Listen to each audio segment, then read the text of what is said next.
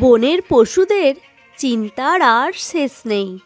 রাজামশাইয়ের গভীর অসুখ, তবে অসুখটা আসলে কি তা কেউ জানে না, না জানলেও ক্ষতি নেই।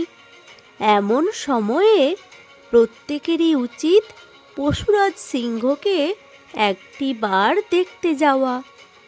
রাজার সেই আগের চেহারা আর নেই, পাঁজরের হাড় দেখা যাচ্ছে, বাইরে বেরোতে পারেন না, মুখেও রুচি নেই, যা খান তাতেই বদহজম, এমনকি জল খেলেও অম্বল হয়ে যাচ্ছে, শ্বাস প্রশ্বাস নিতে গেলে বুকে লাগছে, উঠে দাঁড়ালেই মাথা ঘুরছে বোঁ বোঁ করে।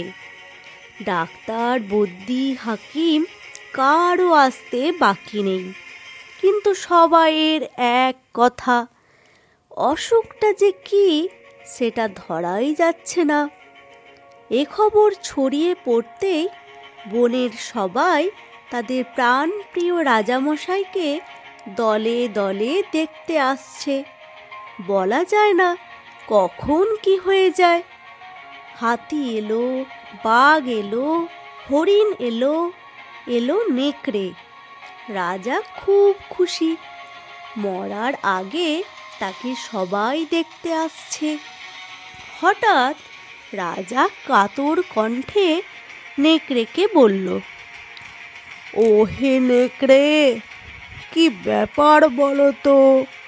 সবাই এলো একে একে, অথচ শেয়াল পণ্ডিতের দেখা নেই, এর কারণ কি? এমনিতেই নেকড়ে শিয়ালকে দু চোখে দেখতে পারে না, তাই সে ভাবলে এমন সুযোগটা তো হাতছাড়া করা উচিত হবে না। সে গদগদ গলায় সিংহকে বলতে লাগলো, আর বলবেন না প্রভু, ও নামেই পণ্ডিত, আপনি আমাদের মহান রাজা, আপনার প্রতি আমাদের শ্রদ্ধা ভক্তি থাকলেও ওর এসবের বালাই নেই, পাণ্ডিত্যের অহংকারে মশগুল, আড়ালে আবডালে আপনার নামে কত নিন্দাই করে, কি বলবো বলুন। এইভাবে নেকড়ে যখন সিংহের কানে শিয়াল সম্পর্কে লাগাচ্ছে, তখনই গুহার বাইরে দাঁড়িয়ে শেয়াল সব কথা শুনছে। শেয়ালও সেই মতো নিজেকে প্রস্তুত করে পশুরাজের ঘরে ঢুকল।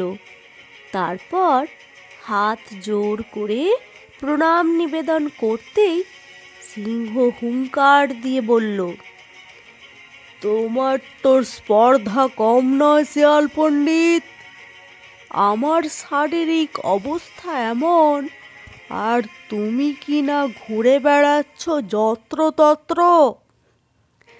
শিয়াল তখন বলল, মহারাজ, আগে আমার কথাটা শুনুন, তারপর যা শাস্তি দেবেন তা মাথা পেতে গ্রহণ করব। আসলে যখনই আপনার এই কঠিন অসুখের কথা আমার কানে গেল, তখন আমি বেরিয়ে পড়লুম এর দাওয়াই খুঁজতে। তারপর এ বন থেকে সে বন কত জায়গায় ঘুরলুম, শেষে বহু দূরের এক বনে দেখা হলো এক বদ্যির সঙ্গে। তার কাছে অসুখ সারাবার উপায় জেনে তবেই ফিরছি মহারাজ। আর এরা তো শুধু আপনার শেষ দেখা দেখতে এসেছে, কারণ ওদের ক্ষুদ্র বুদ্ধি, ওরা চায় আপনি মারা যান। কিন্তু আমি আমি আপনাকে বাঁচাবার জন্য কত জায়গায় ঘুরলাম বলুন তো, কত জায়গা ঘুরে অব্যর্থ দাওয়াই জেনে এসেছি মহারাজ, যা পালন করলে আপনি নিশ্চিত মৃত্যুর মুখ থেকে ফিরে আসবেন মহারাজ। আনন্দে আত্মহারা হয়ে সিংহ বলল, বাবা, এর জন্যই তো তোমাকে পণ্ডিত বলি, এরা তো সবাই মহা মূর্খ। তা বলো দেখি, তোমার দাওয়াইখানা। আর যন্ত্রণা সহ্য করতে পারছি না। শিয়াল তখন বলল, মহারাজ, এ দাওয়াই খুব সহজ সরল, তবে তো আপনাকে নিজে হাতে করতে হবে।